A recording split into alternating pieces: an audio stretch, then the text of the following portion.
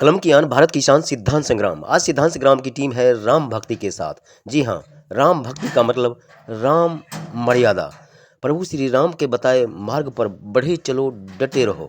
घर परिवार, गली, समाज, राष्ट्र और विश्व की शांति का एकमात्र हथियार, एकमात्र अस्त्र, एकमात्र शस्त्र का नाम है प्रभु श्री राम का उनका जीवन का अनुशीलन।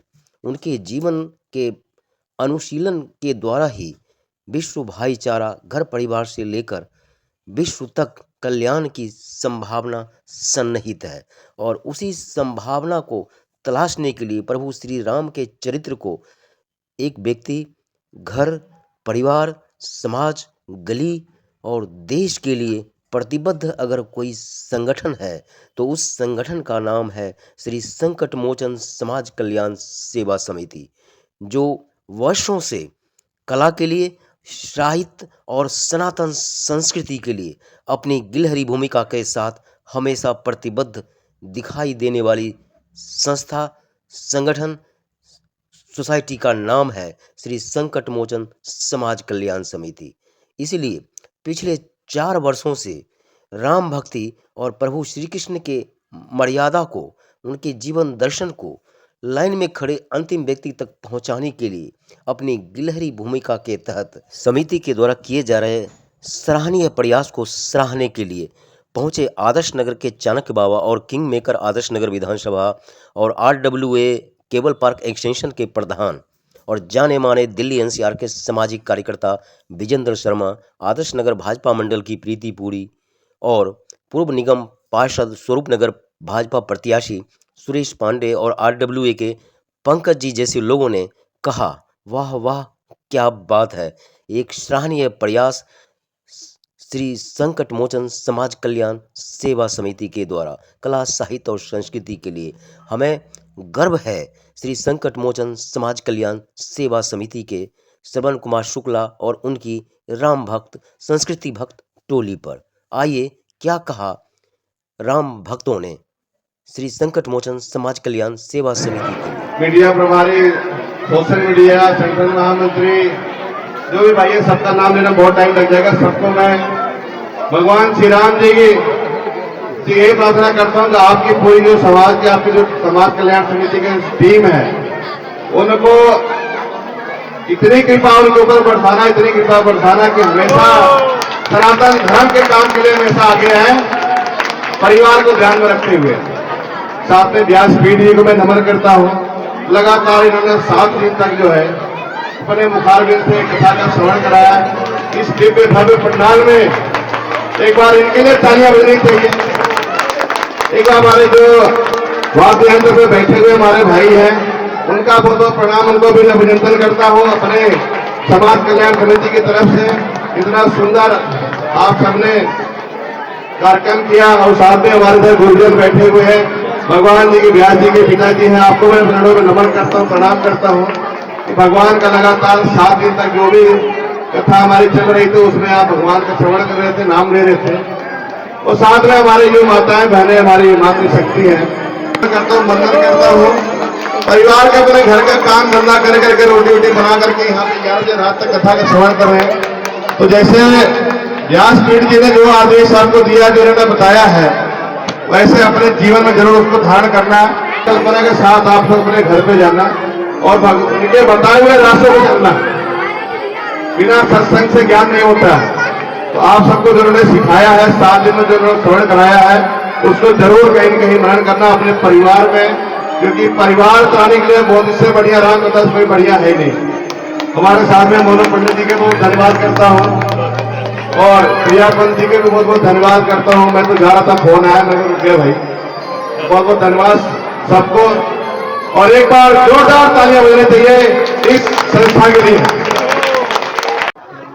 और राम कथा हम सुनने आए हैं, तो इसका मतलब ये नहीं कि हमें सिर्फ सुनना है, हमें सुनना नहीं है, हमें राम जी को जीना है, राम जी को अपने हृदय में बसाना है। और जिस तरह से राम जी ने मर्यादा में रहकर आदर्शों का पालन करते हुए अपनी प्रजा के प्रति सेवा भाव से कार्य किया, उसी तरह हमें अपने धर्म को निभाते हुए, अपनी मर्यादा को निभाते हुए इस विषम परिस्थिति में, विषम परिस्थिति इसलिए कह रही हूँ क्योंकि ये कलयुग है, और कलयुग में जिस तरह से हम देख रहे हैं अपने सभी घरों में भाई का भाई से, माता पिता से, बहनों से जिस तरह का भी हम संबंध देख रहे हैं, वो सब हमें त्रेता युग में भगवान श्री राम जी ने पहले ही दिखा दिया था। और यही भारत की संस्कृति है। आज जो साइंटिस्ट, जो विज्ञान हमें बता रहा है, वो पहले ही हमें हमारे शास्त्रों में बता दिया गया था।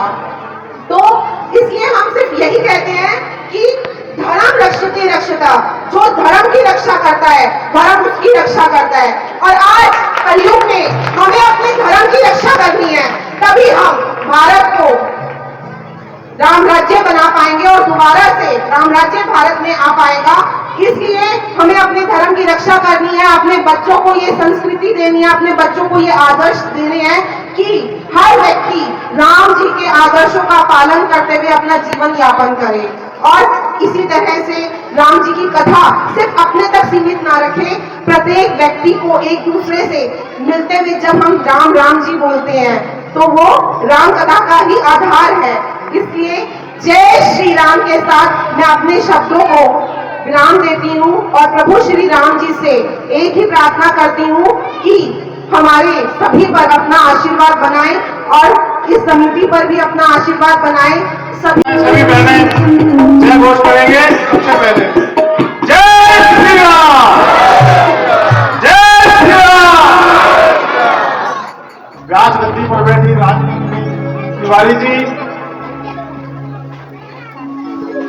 मैं उनकी समस्त टीम को बहुत बहुत बधाई देंगे, जिन्होंने इतने बड़े स्केल पर आप लोगों को राम कथा सुनने का और अवलोकन करने का सौभाग्य प्राप्त हुआ। इनकी स्मृति रात दोगुनी दिन दोगुनी तरक्की करती रहे। ऐसे ही ये आगे बढ़ चढ़कर एक विशाल कथा का रूप आप लोगों के सामने प्रस्तुत करें। कथा सुनने आए सभी क्षेत्रवासी, सभी माताएं, सभी बहनें आज यहाँ इस कथा में बैठने के लिए नहीं, कथा का अवलोकन करने आए हैं। इस अवलोकन से आप सब लोग अपने घर परिवार में कुछ ना कुछ लेकर के जाए।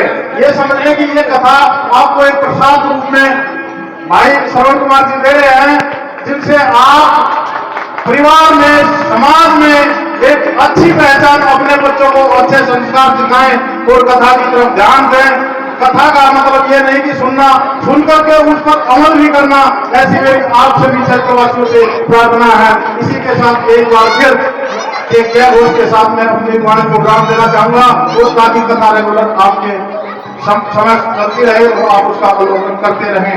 सनातन धर्म की, सनातन धर्म की जय श्री राम। प्रभु पुरुषोत्तम श्री राम की जय हो।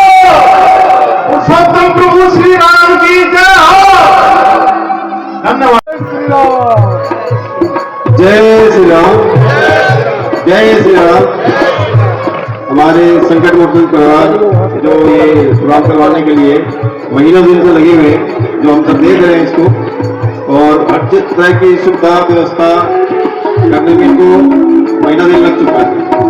और आज ये पूरी तरह से तैयार हो चुका है। मैं यही कहना चाहता हूँ, आप इसी तरह ये प्रोग्राम करवाते रहें और हम सब आपके साथ हमेशा रहेंगे और हमेशा इसी तरह प्रोग्राम आपको होता रहे। जय श्री राम, जय भगवत। राजनंदिनी जी, उपस्थित सभी भक्तजन, मातृशक्ति, युवा साथी, सबको दिल की गहराई से धन्यवाद।